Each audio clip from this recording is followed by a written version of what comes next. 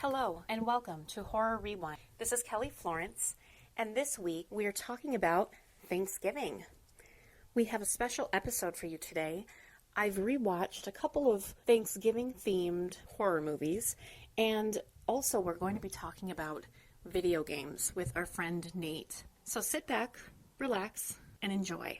So today in America, we are celebrating Thanksgiving, and something that people might not know is that Thanksgiving used to have a tradition more of dressing up and going around and asking for money. For nearly a century, a lot of big towns and cities in America would celebrate Thanksgiving by hosting masked balls. People would dress up in tattered clothes. They would wear animal or human face masks that were really creepy looking. You should check some of these out and then celebrate giving thanks. These traditions actually started in the mid-1800s, this tradition of mumming. It came from the European immigrants. It was a medieval practice where masked men would roam the countryside performing for alms. So they were looking for handouts. And then by the end of the century, mumming for Thanksgiving was in full swing.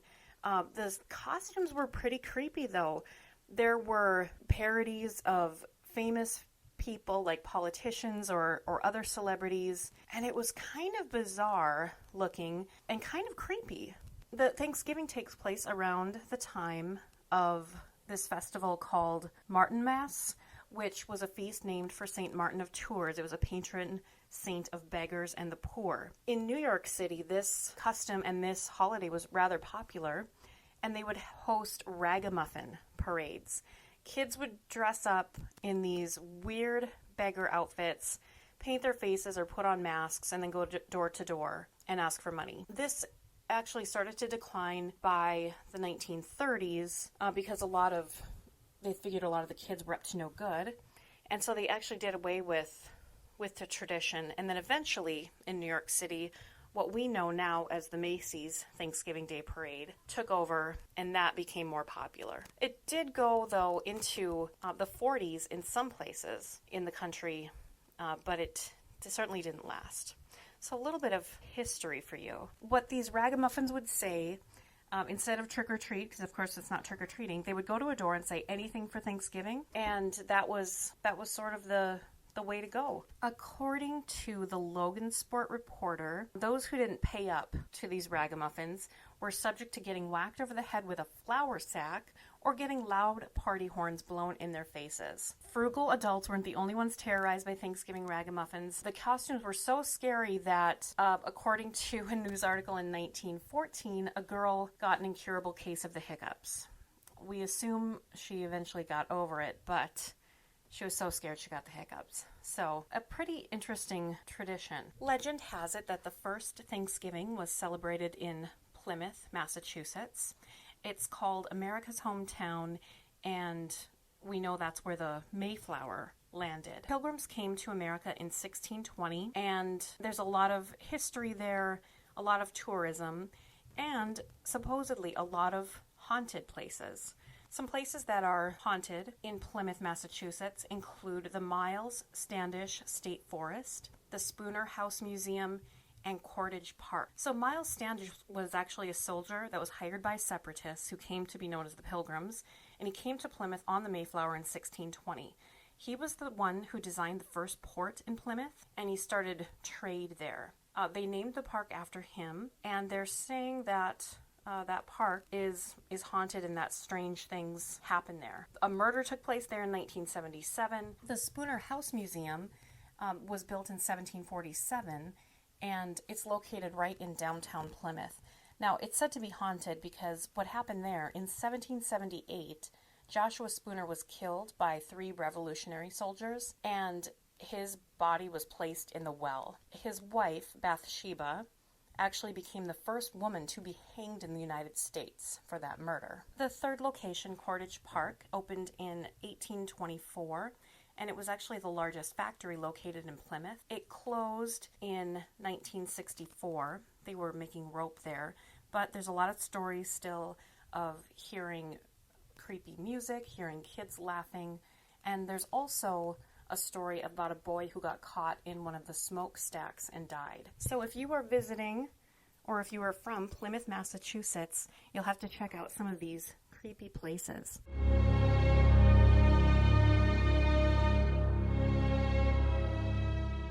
I'm going to be talking to you today about 2 Thanksgiving-themed horror movies. So there's good news and there's bad news, and I'm going to start with the bad news first, because let's get it out of the way, and then we can move on to the good news. So I watched this 2008 movie called Thankskilling, and I wasn't expecting a masterpiece or anything. I knew ahead of time it had less than a $4,000 budget, and I knew it was going to be cheesy. But sometimes cheesy movies, bad horror movies can be delightful and fun, and a lot of fun to watch. Well, this one was not. It advertises that it has boobs in its first 2 seconds, and it definitely holds true to that. It did not disappoint, but it was terrible and meaningless and worthless, and it just wasn't fun. There were so many stereotypes with the characters. It was not clever. The killer is a turkey whose name is Turkey, and it's a puppet, a turkey puppet, and the first killing happens in the first moment of the movie with this shirtless woman back in the 1600s. So that's all you need to know about that. It continues with this group of stereotypes of college students on Thanksgiving break, and it takes a long time to see any of them die. Spoiler alert. Mercifully, this movie is only an hour and 6 minutes long. And so if you want to see a bad movie with a very low budget, not great acting, apparently, I had to fast forward through some of this, but apparently there's some turkey sex scenes. Yeah, that all happens in this movie. With this budget, they must have spent it all on this one shot where they show this guy's laying with his intestines out, because they showed this shot for so long. They were pretty proud of it, and it was not that great. There's also a sequel to this movie, and they skip right to calling it Thankskilling 3, and apparently the missing Thankskilling 2 is part of the plot point in Thankskilling 3. Both of these movies are streaming on Amazon. If you want to put it on, maybe you'll enjoy it, and maybe after you've had a couple of beverages, you might enjoy it more. I did not enjoy it, but that's just maybe the mood I was in. Well, I went in to this next movie thinking, okay, well, my hopes were dashed for having some fun tonight, but let's try to watch another movie. We'll see what happens. And I was pleasantly surprised by this next horror-themed Thanksgiving-themed horror movie called Blood Rage. Have you seen this?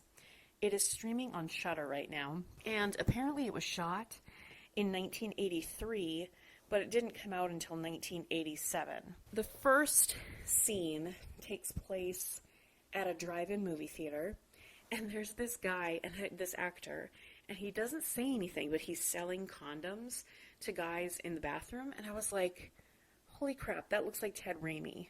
And I thought it was hilarious. And I looked it up, and it really was Ted Raimi, so I thought that was awesome. If you know who Ted Raimi is, it's Sam Raimi's brother. He's been in a lot of the Evil Dead movies. He's in stuff with Bruce Campbell all the time. He was a major character on Xena for a while. But anyway, nice little shout out to Ted Raimi. It was cool. He was in there selling condoms. It was hilarious. This movie, I don't know where it's been all my life, but I enjoyed it so much. It's a slasher movie. It has this great setup of these twin boys. I assume they're like 9 or 10 at the time that the movie opens, supposedly in the 70s. And one of them is a homicidal maniac, and the other gets framed for the brothers' murders. It has this sort of psycho killer Norman Bates type feel, because the brother, who is supposedly innocent but is actually the killer, is living with the mother, and the other brother is locked up. This mother character is so amazing and fun. I could not get enough of her. She's just she's not like a role model or anything, but she's a really fun character to watch. The timeline in the movie skips ahead 10 years, and the brother escapes, and it's Thanksgiving. Of course, this is where Thanksgiving comes in. And so they're having Thanksgiving dinner, and then dinner is over, and now, they're sort of waiting to see if the brother's going to show up. Well, the mother is cleaning, she's drinking wine, she passes out, she wakes up and she keeps drinking some more. She's eating Thanksgiving leftovers right out of the fridge with the fridge door open on the kitchen floor. It's really hilarious. And there's just a lot of fun little things like that happen throughout the movie. It has some humor and some nice self-awareness. It has the right balance of that, plus a good plot and some really fun deaths. The fashion is fun to watch because, first of all, it's set in the 70s briefly, and then the 80s, of course. They set up some good characters. We get to see some characters that are interesting. A lot of women, and it's funny. One thing I noted about the women all want to have sex in this movie, and the men are distracted or not really interested. We get some people eventually sleeping together, but not everybody's interested right away. I freaking love this movie. It was everything I was looking for tonight, and I don't know where this movie has been, but it's called Blood Rage, and I love it. There's a baby in it, like a little child who's being babysat, and thank God they don't kill the baby in this movie. I'm going to say that, spoiler alert already, because if you're nervous about it, you can watch this movie and not worry. The baby's going to make it. They have the mother's boyfriend. He's an interesting, just little fun character too. But he's in his office, and I won't give everything away, but they're playing this sermon in the background that you can see every time we get a shot of him. And it's just really clever. All of the little jokes that are playing that correlate to what's happening in the room. It's pretty funny. Oh my gosh. Okay, so this character, or these characters of the twin brothers, are both played by the same actor named Mark Soper. And I was looking him up, and he hasn't really been in anything else. But he's a great actor, and I know part of it is in the styling, with how they just made them look subtly different. But he's a great actor because you can really tell the difference between the twins just by his acting. And you really feel for the one and you really hate the other. It's great. He's a great actor, and it's written well. It all takes place at this apartment complex, which is a really nice setting. There's this kind of funny part when this doctor, the psychologist, and her partner are going to go look for the brother who escaped, and she's like, I'm just going to go look in the woods by myself over here, and you check all the back patios. And it just sounds ridiculous because, that sounds like the worst idea ever. But, of course, the brother that they're looking for, they know probably isn't violent and he's innocent. So they think they have nothing to worry about. But it's just really clever. They set up a lot of things that come back into play throughout the movie, and it was a fun watch.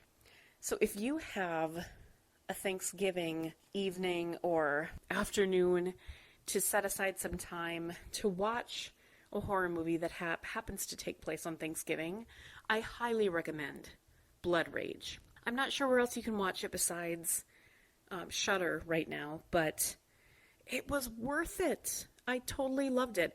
And I was looking at the Rotten Tomatoes, and it doesn't have a great audience rating is the only thing that they had. They didn't have a regular Rotten Tomatoes. And actually, Thankskilling was ranked higher than this on like an IMDb score by, audience points or something. But that's ridiculous, you guys. Blood Rage was so good. And now I've built it up too much, but I enjoyed it. So give it a watch if you have time.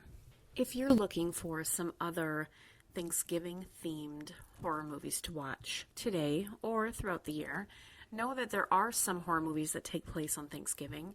This setup of it's Thanksgiving, so college students have time off and maybe come home, or the college is empty. That seems to be a recurring theme. There's a movie that came out in 2014 called Christie that goes with that setup. And then there's also a movie called Thanksgiving, and it's with an X, is how they spell thanks. And that came out in 2006. This is a group of film students travel deep into the woods to make a movie. And there's also several TV episodes, of course, that take place over Thanksgiving. Not that they're necessarily horror, but there is an episode of Charmed. There's an episode of Buffy, Amazing Stories, if you remember that TV show. There's a movie called Crow Haven Farm. It was a horror movie from 1970 about pilgrims. They inherit a farm and they try to save their marriage, but instead supernatural forces are ruining everything for them. 1989, there was a movie called Society that takes place over Thanksgiving. 1972 movie called Blood Freak. In 1998, a movie was released about alien abduction called Alien Abduction Incident in Lake County, and a family is terrorized by, what else? Aliens, while they're celebrating Thanksgiving. Boogeyman in 2005 happened around Thanksgiving. Home Movie, 2008. It's a family that has a descent into violence and madness. Intensity from 1997. It's Thanksgiving and there's a serial killer. And the movie Home Sweet Home from 1981. An escaped mental patient embarks on a killing spree over Thanksgiving weekend.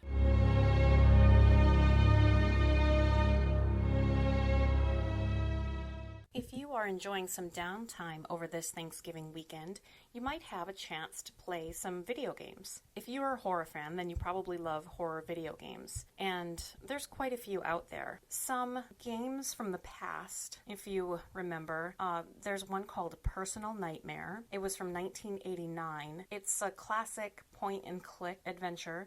It's set in a small town that's been invaded by the devil, and you have to eliminate all of the possessed villagers and defeat the devil in 4 days, or the game is over. There's also a game called The Dark Eye. This is a little more recent. It came out in 1995, and it's a first-person psychological horror game. It's actually based on the stories of Edgar Allan Poe. Have you played the game Sanitarium? This game puts you into the shoes of a man with a case of car crash-induced amnesia. Also in Sanitarium, there's a village full of deformed children, an abandoned carnival, and puzzles that you need to solve. One of my favorite horror games came out in 1992, and it was Alone in the Dark. Edward Carnby. He was a private investigator, and I loved this game so much. The movie adaptation, all I can think of is Christian Slater doing that backflip from a laying down position, and, that wasn't so great. There's also a game called Clock Tower. It was out on Super Nintendo. It was about a girl who's an orphan, and she's being stalked by this man with scissors. You've got to search a mansion, solve puzzles, and, of course, try to get away from the guy that's chasing you. One of the first PC games to be released was called The Seventh Guest. You had to solve puzzles, explore, and watch events of the 6 other guests being killed in creative ways. One of the guests was even dissolved in her own bile. Did you ever play the game D? This was a game where you played as Laura, and she's trying to discover why her father, a doctor, murdered everyone in his hospital. Another game that I remember I used to play was this Splatterhouse series. It follows Rick Taylor, an evil mask-wearing guy who beats the crap out of all types of monsters, and he's on this endless search for his girlfriend. What were some of your favorite horror video games growing up? Or what are your favorites now? Here's our friend Nate to let you know about his. When I was around 12 years old, I stole my brother's PC copy of the original Resident Evil. Up until that point, I had enjoyed a lot of horror movies, but I had never delved into gaming before. Up until then, I also had been solely playing games on the original Nintendo and the Super Nintendo, and this was sort of my first, at the time, modern game. So anyway, I took that stolen copy of Resident Evil and brought it to my grandmother's house over a weekend. I was not supposed to do this, but I installed it on her computer anyway, and I played through it all in one sitting overnight.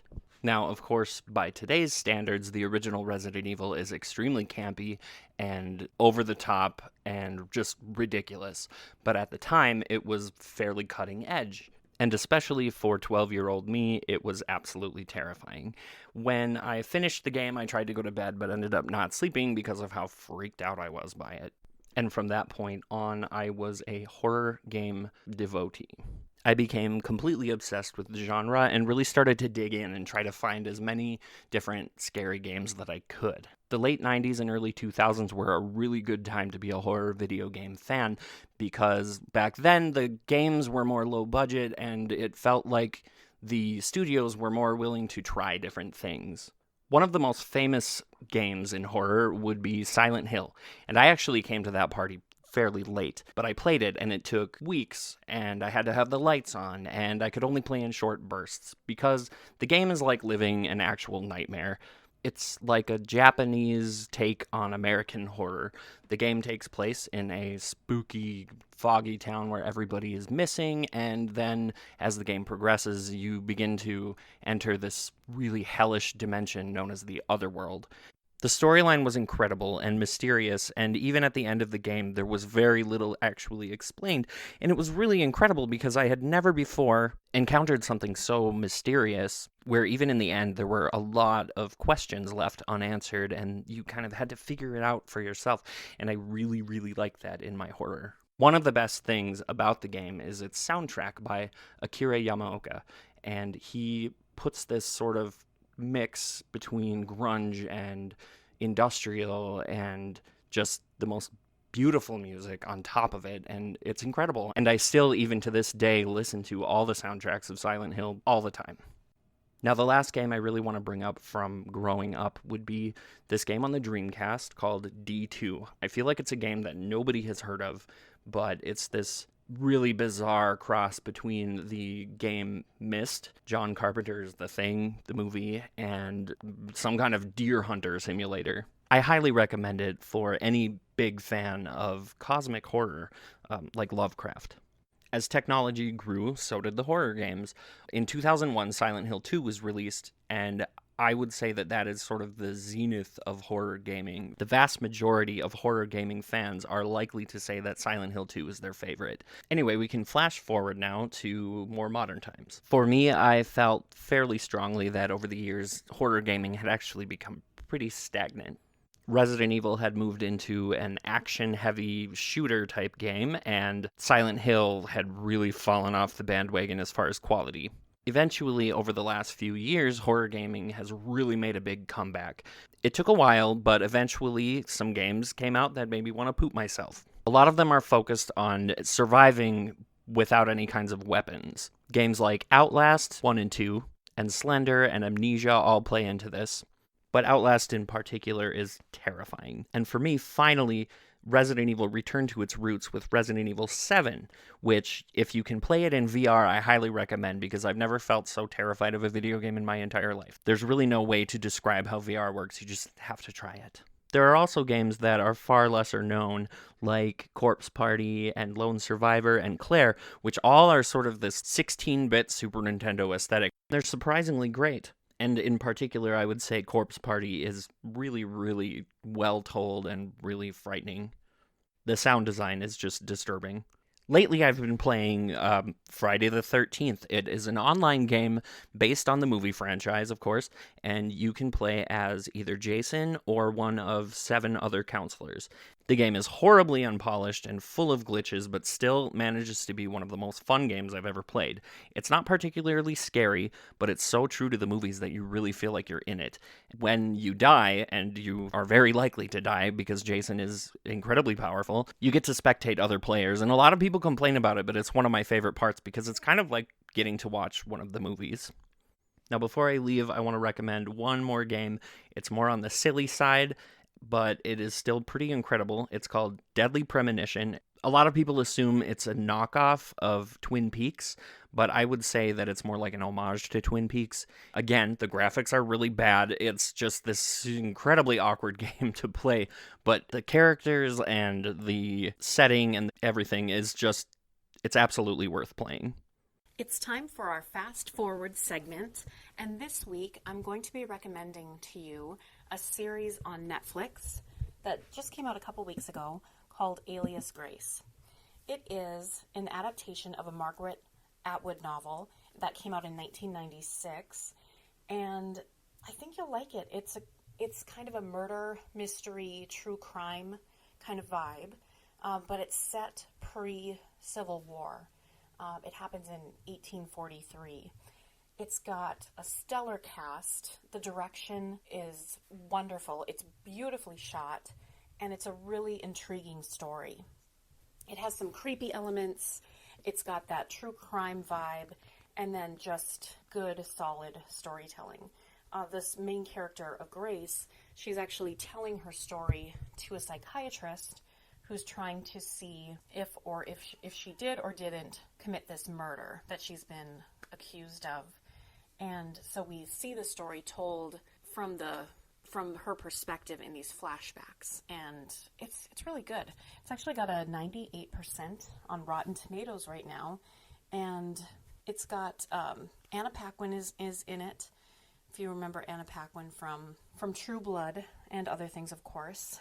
The main character, Grace, is played by Sarah Gadon. She was in Dracula Untold in 2014.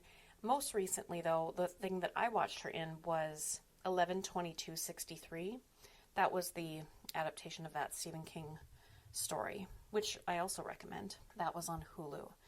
Zachary Levi is in it. You might recognize him. David Cronenberg. Edward Holcroft plays the doctor. He was in this limited series called London Spy that I watched last year, which was also good, but don't watch that one unless you're ready to be depressed. And some other great cast members. So, Alias Grace, it's on Netflix. I recommend it.